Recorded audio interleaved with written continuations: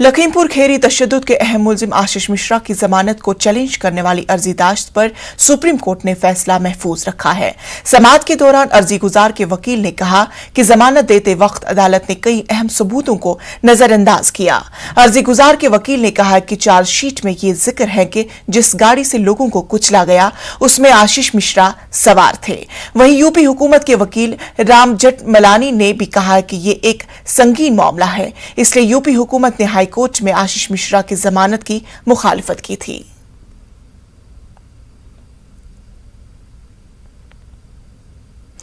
MNC सदर राज ठाकरे ने मस्जिदों पर लगे हुए लाउडस्पीकर हटाने और मदरसों में जारी सरगर्मियों की जांच के लिए जो बयान दिया था, उस पर एआईएमआईएम के एमएलए मुफ्ती इस्माइल कासमी ने शदीद रद्द-ए-अमल जाहिर करते हुए कहा कि मस्जिदों के ऊपर लाउडस्पीकर कानून के दायरे में रहते हुए लगे हैं।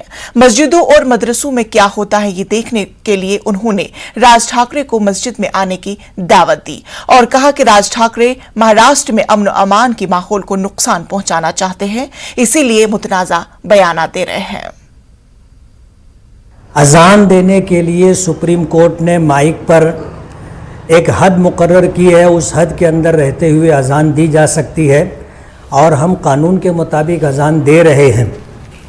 इसलिए लाउड स्पीकर ज़बरदस्ती हटाना ये कानून की खिलाफ वर्जी होगी और मुसलमान इसको बर्दाश्त नहीं करेगा। झगड़े की नौबत आएगी और शायद राज ठाकरे साहब ये चाहते हैं कि महाराष्ट्र के अंदर जो है हिंदू मुस्लिम दंगा हो, उस पस मंज़र में इस तरह की बात उन्होंने कही है। और ये कि मस्जिदों में क्या होता है मालूम नहीं, हम राज ठाकरे साहब को दावत देते हैं, कभी भी मस्जिदों में आ जाएं, आ करके देख सकते हैं कि मस्जिद में क्या होता है। मस्जिद में 5 वक्त नमाज पढ़ी जाती है और हम राज ठाकरे साहब को ही नहीं, हर वो शख्स जो फ़िरका परस्ती की बात करता है, हम उसको कहेंगे मस्जिद में आ करके वो खुद देख लें। और रह गया ईडी का मामला, जो मदरसों की तरफ जाने की बात की जा रही है, ईडी कभी भी आ सकती है। मदरसे जो है लोगों के ताउन पर चलते हैं और वहाँ पर जो है दीन की धार्मिक तालीम दी जाती है और ऐसा कोई मामला नहीं है जो ईडी से रिलेटेड हो। इसलिए राज ठाकरे साहब का ये बयान सिर्फ सरकार को परेशान करने के लिए और महाराष्ट्र के अंदर हिंदू मुस्लिम दंगा भड़काने का एक प्रोग्राम लगता है। और हमें उम्मीद है कि जो सेकुलर और संजीदा मिजाज लोग हैं वो इन जैसी बातों पर ध्यान नहीं देंगे। अब दिल्ली में मास्क लगाने पर कोई जुर्माना आयद नहीं होगा। दिल्ली वालों को राहत मिल गई है, लेकिन दूसरी तरफ दिल्ली में कोरोना केसेस में हल्का सा उछाल देखने को मिल रहा है। ऐसे में डॉक्टर एम वली का कहना है कि कोविड से बचने के लिए लोग अब भी मास्क को हिफाजती ढाल के तौर पर इस्तेमाल करें। मास्क भीड़-भाड़ वाले मकामात पर लगाएं ताकि कोरोना को रोका जा सके। डॉक्टर एम वली से हमारी नुमाइंदा रचना की खास बातचीत। दिल्ली सरकार ने दिल्ली में मास्क ना लगाने पर जुर्माने को खत्म कर दिया है, यानी कि तमाम पाबंदियां हटा दी गई हैं। दूसरी तरफ दिल्ली में एक बार फिर से कोविड के मामले बढ़ने लगे हैं, तो ऐसे में ये पाबंदियां हटाना कितना ज़्यादा खतरनाक हो सकता है, इस पूरे मसले पर हमारे साथ बात करने के लिए मौजूद है डॉक्टर एम वली। डॉक्टर साहब, पाबंदियाँ तो हटा दी गई, लोगों को राहत भी मिली है, लेकिन अगर हम गौर करें तो कोरोना के मामले फिर से बढ़ रहे हैं, तो ऐसे में ये पाबंदियां हटाना कितना मुश्किल वाला हो सकता है? देखिए, जिस दिन ये सर्कुलर आया था और जिस दिन ये बात हुई थी कि पाबंदी हट रही है, मैंने तो इसको ये कहा था, ये कहना ही गलत है कि पाबंदी हटा दी गई है। मैंने कहा था पाबंदी में रिलैक्सेशन मिल रहा है।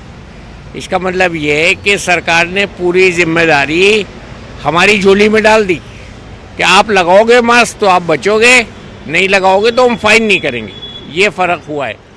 तो मास्क लगाना है, अपना जो गार्ड है कोविड का उसको लूज़ नहीं करना है, गार्ड को डाउन नहीं करना है और डिस्टेंसिंग भी मेंटेन करनी है। और मैं देख रहा हूँ, ये अच्छी बात भी देख रहा हूँ कि लोग सेंसिटाइज्ड हैं और बावजूद इसके कि उनको पता है कि अब मास्क पे चालान नहीं होगा, फिर भी वो लोग मास्क लगा रहे हैं। और आज मेरे खुद अपने ड्राइवर ने सुबह मुझसे आके कहा कि मैं मास्क भूल गया हूँ, तो मैंने उसको बोला मास्क लगाओ और मेरी गाड़ी में मास्क एक्स्ट्रा था उसमें से दिया।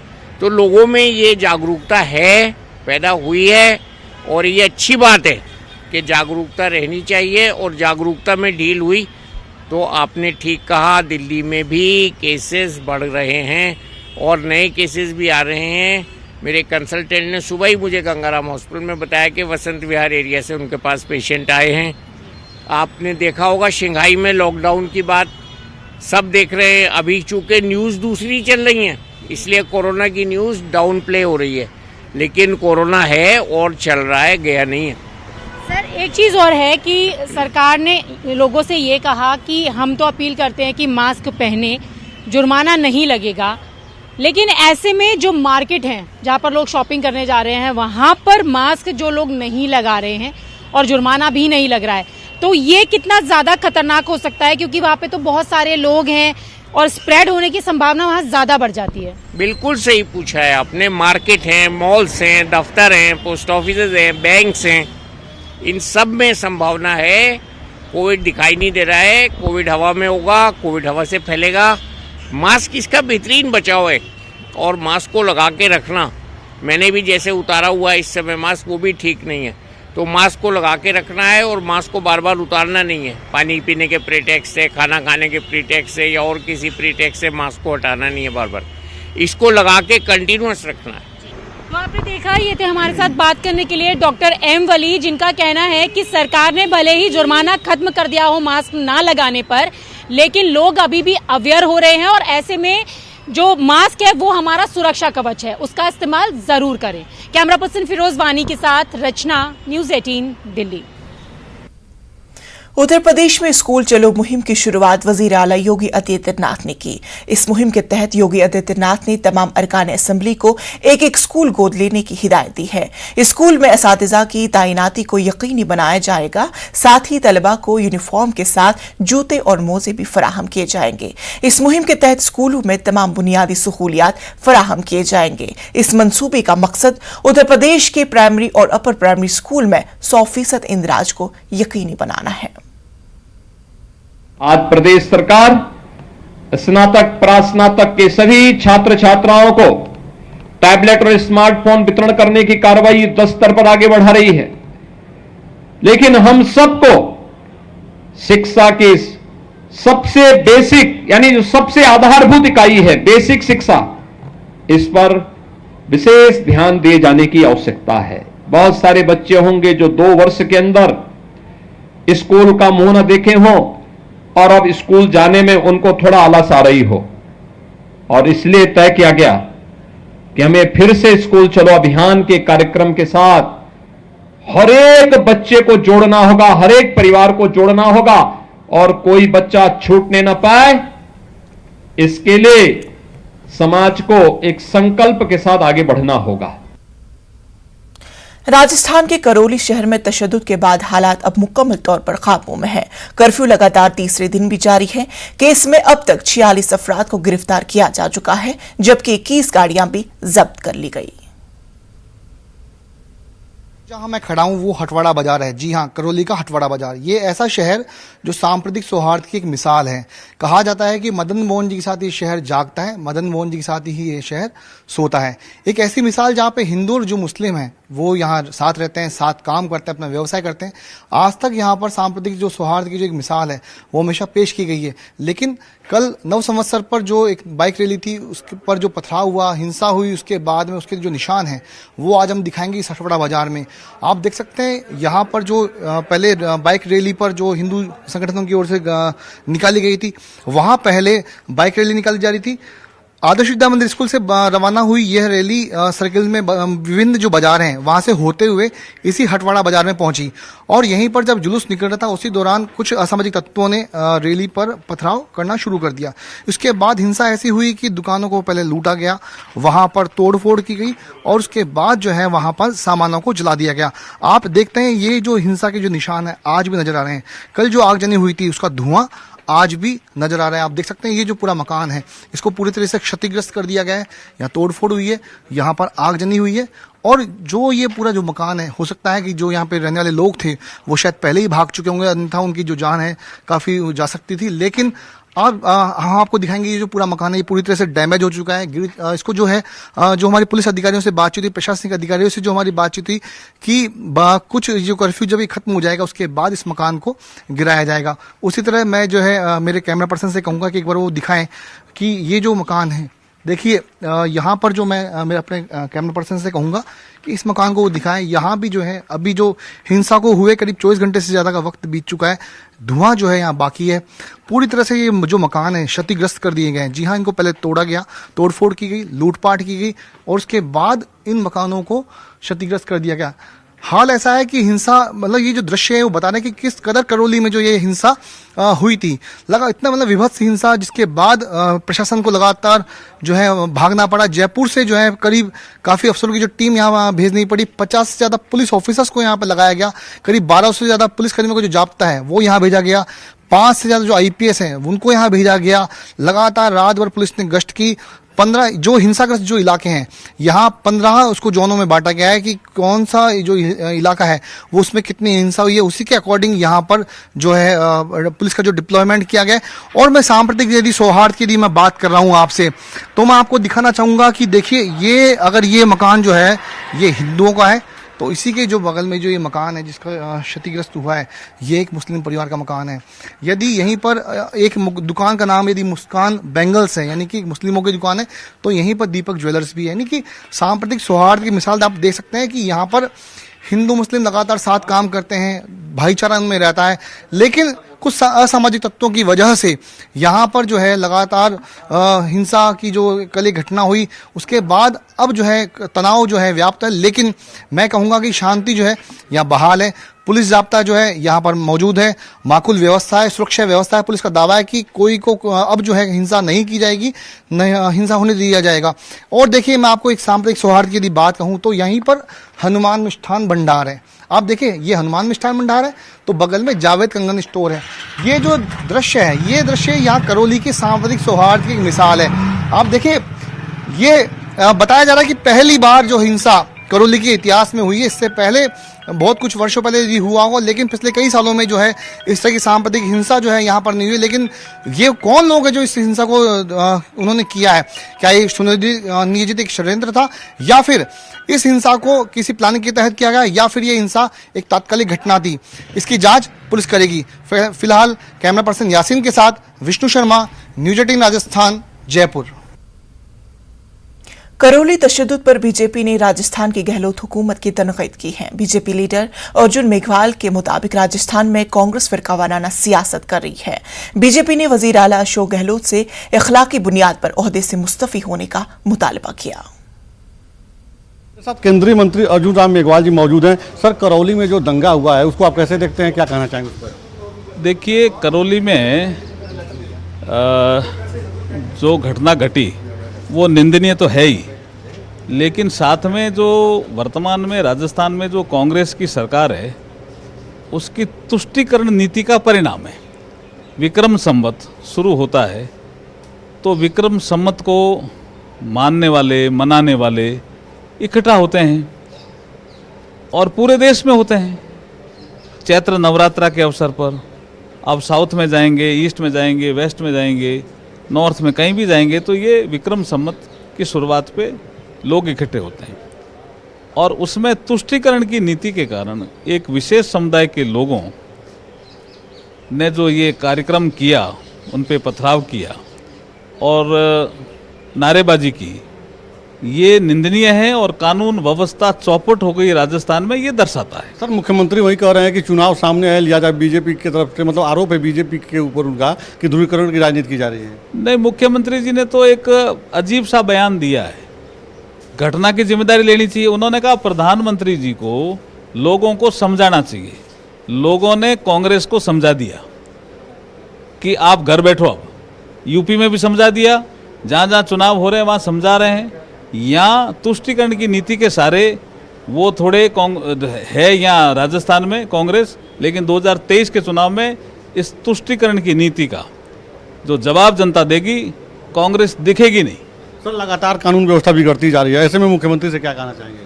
मुख्यमंत्री को इस्तीफा देना चाहिए भाई ऐसी घटनाओं पर। बहुत धन्यवाद सर।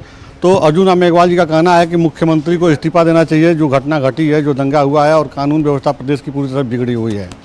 कैमरा पर्सन अंकित जैन के साथ राजीव तिवारी, न्यूज़ 18 दिल्ली। वक्त हुआ छोटे से वक्फे का, जल्द होंगे हाजिर।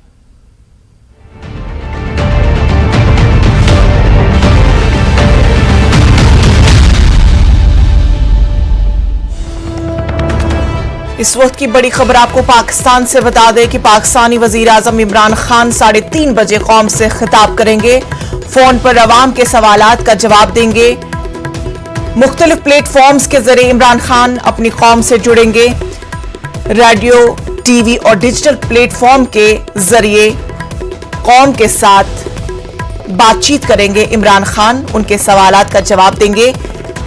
3:30 बजे इमरान खान कौम से खिताब करेंगे और अपनी कौम के तमाम सवालात का जवाब देंगे। बजरिए रेडियो, टीवी और डिजिटल प्लेटफॉर्म्स के जरिए इमरान खान अपनी कौम के साथ बातचीत करेंगे, उनके सवालात का जवाब देंगे, खिताब करेंगे। ये खबर आपको पाकिस्तानी वजीर आजम इमरान खान के ताल्लुक से बताई जा रही है, जो 3:30 बजे कौम से खिताब करेंगे और फोन पर आवाम के सवालात का जवाब देंगे। रेडियो, टीवी और डिजिटल प्लेटफॉर्म से जुड़ेंगे इमरान खान।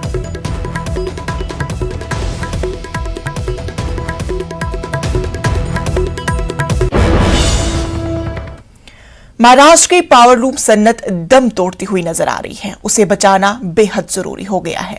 इसीलिए रियासती महकमे टेक्सटाइल ने पावरलूम सेंटरों से नुमाइंदा अफराद को चुनकर एक कमेटी तश्कील दी है।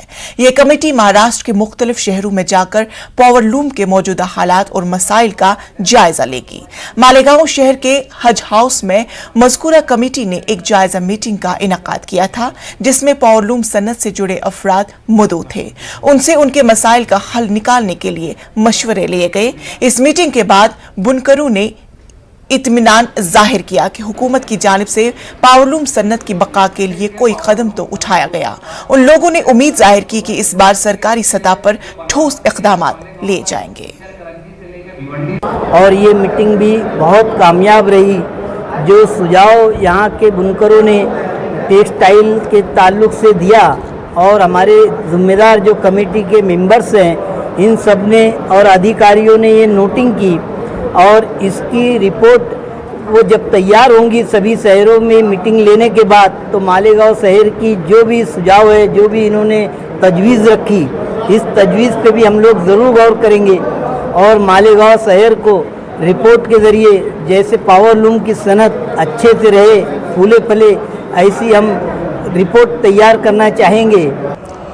ऐसी बात है कि अभी तक तो हमारे ऊपर कोई नज़र करम थी नहीं हुकूमत की तरफ से। हम इसको खुशाइन ही समझेंगे जब तक इसका अमल बजावनी नहीं होती। हम इसको अच्छा ही समझेंगे, हमारा इनकी नेक नियति ही पर हम फैसला करेंगे। किसी बदनीयती को शामिल ना करते हुए खुलूस के साथ कामयाब तरीके से शहर की सनत की बका के लिए उसमें तजावीज़ पेश करेंगे। आज फिर पेट्रोल और डीजल की कीमतों में इजाफा हुआ। दिल्ली में पेट्रोल और डीजल की कीमतों में 40 पैसे फी लीटर का इजाफा किया गया। दिल्ली में पेट्रोल 103 रुपए 81 पैसे फी लीटर फरोख्त हो रहा है, वहीं डीजल की कीमत 95 रुपए 7 पैसे हो गई है, जबकि मुंबई में पेट्रोल की कीमत 118 रुपए 83 पैसे पर पहुंच गया है, वहीं डीजल की कीमत 103 रुपए 7 पैसे हो गई। मुसलसल बढ़ती महंगाई ने अवाम के लोगों का जो बजट है वो बिगड़ता हुआ नजर आ रहा है।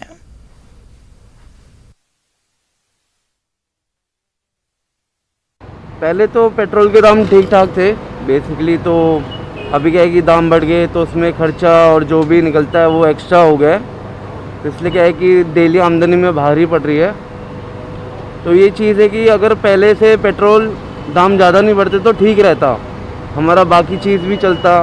आगे भी देखना है कि बिजली का बिल होगा, पानी का बिल होगा, सबका भरना होता है, तो इसमें ज़्यादा वो नहीं हो रहा इसमें।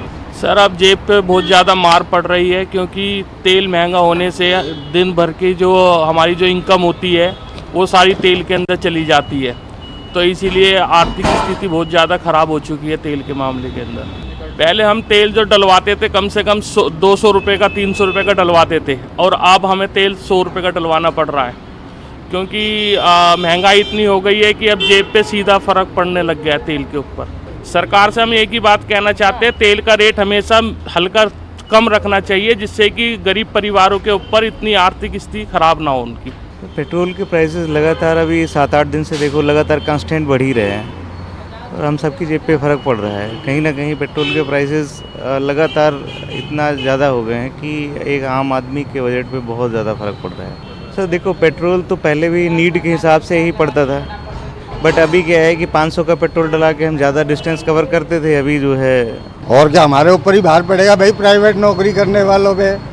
सरकारी वालों का हर साल डीए बढ़ जाता है भाई, इतने %, हमारी तनख्वाहें कम हो गई है, क्या करूं भाई। पहले 100 में 1.5 लीटर आता था, अब लीटर भी नहीं आ रहा। देखो, जम्मू कश्मीर से इस वक्त की बड़ी खबर आपको बता दें, पुलवामा में मिलिटेंटों का हमला हुआ है, गैर मकामी मजदूरों को निशाना बनाया गया। जम्मू कश्मीर से इस वक्त की बड़ी खबर आपको बता दें, जम्मू कश्मीर के जिला पुलवामा से ये खबर आपको बता रहे हैं, जहां पर मिलिटेंटों का हमला हुआ है, गैर मकामी मजदूरों को इस हमले में निशाना बनाया गया।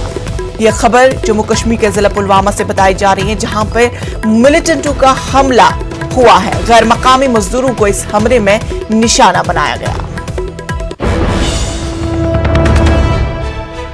बड़ी खबर आपको बता दें, जम्मू कश्मीर के जिला पुलवामा से, जहां पर मिलिटेंटों का हमला हुआ है और गैर मकामी मजदूरों को इस हमले में निशाना बनाया गया।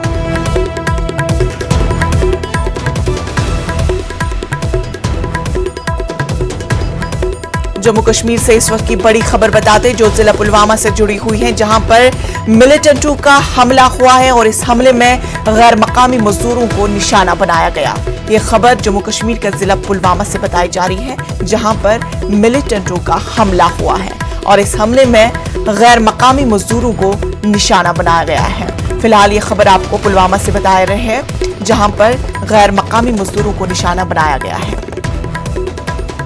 खाना खा करके सो रहे थे, वो लोग आया, अचानक गोली मारना चालू कर दिया। आप क्या काम करते हो यहाँ मजदूरी करते हैं, मकान का हो, खेती का हो। ये खबर आपको पुलवामा से बताई जा रही है, जहां पर मिलिटेंटों ने गैर मकामी मजदूरों पर हमला किया। आप अभी सुन रहे थे कि किस तरह से वहां पे मजदूर बैठे हुए थे, अपना काम कर रहे थे और वहीं अचानक कुछ वहां पे मिलिटेंट आए हैं और उन पर फायरिंग करना स्टार्ट कर दिया है। उनकी बातों से ये लग रहा है कि उन्हें काफ़ी ज़्यादा जख्मी कर दिया गया, उन पर गोलियां चलाई गई हैं। गैर मकामी मजदूर हैं जो वहां पे काम के घर से आए थे। जिला पुलवामा से ये खबर बताई जा रही है। खबरों में फिलहाल इतना ही, मुझे दीजिए इजाजत, आदाब।